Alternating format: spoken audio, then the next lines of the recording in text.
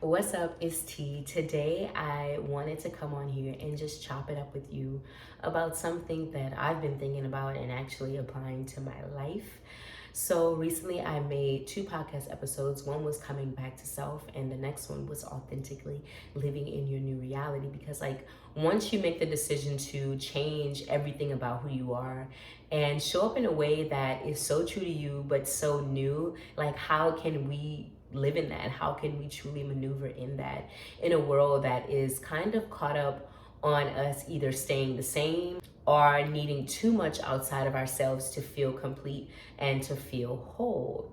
Now, the first thing that I will say is radically accepting yourself. Radically accepting yourself with no if, no and, no buts about it, but just saying I accept myself regardless of the preconceived notions that others have about me, regardless of the flaws that I think that I have, the flaws in my thinking, the flaws in the way that I look, but really showing up and saying what would happen if I stopped approaching everything in such a negative light, but really learning how to change the patterns and work toward them, but also knowing that it's a struggle, it's a challenge. Things don't happen overnight, right?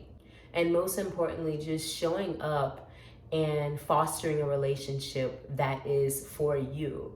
You know, we take on so many roles, whether it's boyfriend, brother, sister, wife, husband, and it's so easy to get bogged down in that and never actually show up in a way that feels really, really good to you.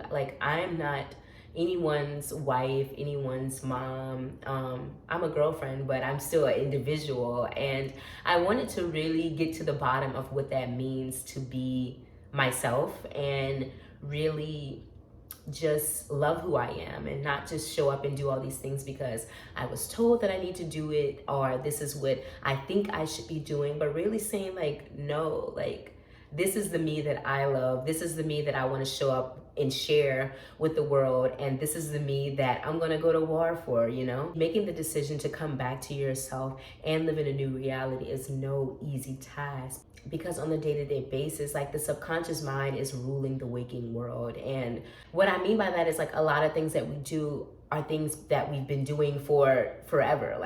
I'm 25, so I've been doing a lot of things for a very long time, unconsciously, unable to really control it because it's really stuck in my mind. But if going to sleep every night and waking up is not a true depiction of just being able to start all over again every single day then I don't know what is. So the opportunity is there and it presents itself. Now, it's not easy because you can't change overnight, and that's fine. I'm not trying to change overnight, but really learning how to just step up and say that I want to do it is the hardest part, because there is going to be so much rebuttal from within yourself and even the outside world. When people see you start to change and really start to see you show up in the fullness of who you are, they get confused because they have placed a picture of who you are already on you. So when you start to really maneuver and do things differently, you might just lose some friends. You might have a couple of altercations. Most importantly, you might feel heightened sensitivity around a lot of different things that no longer resonate with you. And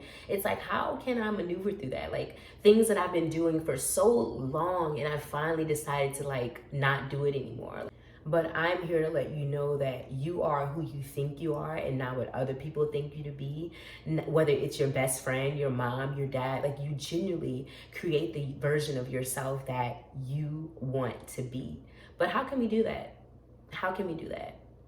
I say take inventory on all the things that you like to do, genuinely, not something that someone has forced upon you, not something that you do out of obligation, because I know that a lot of us do things and show up out of obligation, especially when it comes to people that we love. We have the hardest time turning down the people that we love, but we are turning down ourselves and rejecting ourselves within the first instance of waking up in the morning and looking in the mirror. We're nope, deuces. Gotta do this, gotta do that. But what would happen if you just said, I'm going to actually give myself more space and more opportunity to grow. I'm not going to look over my shoulder to see who has a problem with it, but I'm going to stay focused right here in this moment and be here for me. There are so many expectations placed on who Tiana is, And I love my name, first of all, but when I decided to just call myself T, I felt like it was made simple because T could just show up and be whatever. But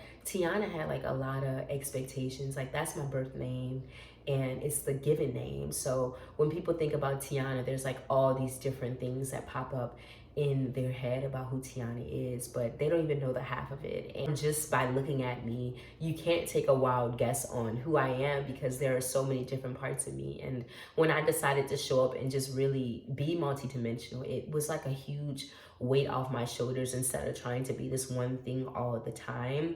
And especially when it came to finding my voice, I grew up like just shy, and I feel like I was a people pleaser in a way because I just wanted to genuinely be liked.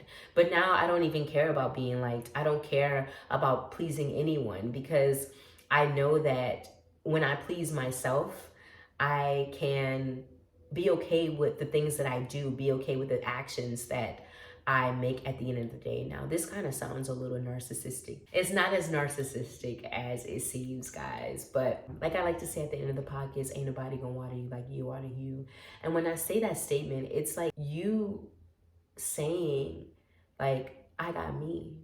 But it's not counting out the other people in your life. It's just saying, like, I got me first. And I need to love me. I need to be the me that I want to be and not who other people want me to be. And what are you afraid of? Getting talked about? Like, what's the worst that somebody can do to you when you say no to things that no longer serve you? When you say no to people that no longer serve you?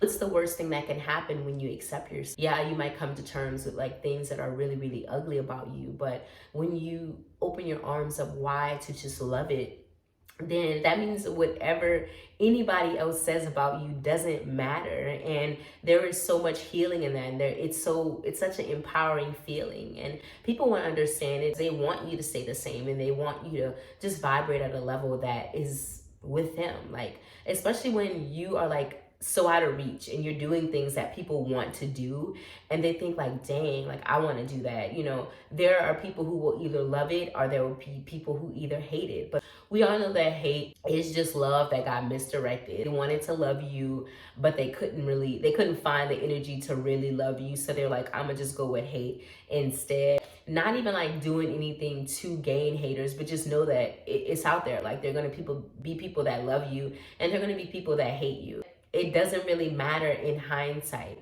When you look at your life from just a objective standpoint, you can see all the things that you do that have value and have substance. And what's the point of showing up and doing the things that don't have value and don't have substance for the person that you really want to become? Figuring out, retreating, creating a space of renewal to say, you know what?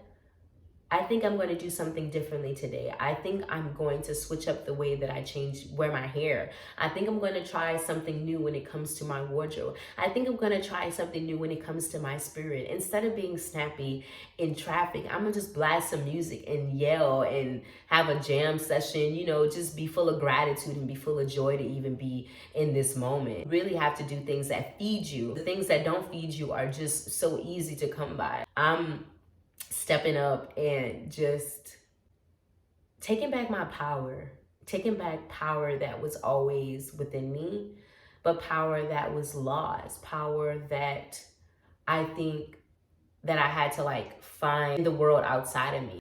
That's what's kind of taught anyway. So just show up. And I say just make the decision to do it. Do it with your chest, do it with your heart, and really try to eliminate the mind, because the mind is going to keep you in a loophole of things that you don't want to do. But the heart is yearning for new experiences. The heart is yearning for you to really allow it to be the master of all of your circumstances. And once you let that heart lead, there is absolutely nothing that you won't be able to do, because you have stepped into a place of surrender like no other. Like, learning how to just be you is full of surrender, because it's going with the flow. Why are we so afraid to just be ourselves? And why do we have to place so much value in other people and not in who we are? 3 hours later. I'm close to the mic right now because the kids in the background are blowing up my whole set right now. But anyway, I hope that these words have found you with the most clarity in this space for the free thinkers, those who have an open mind, those who have a passion for learning more about themselves and life. See you next time.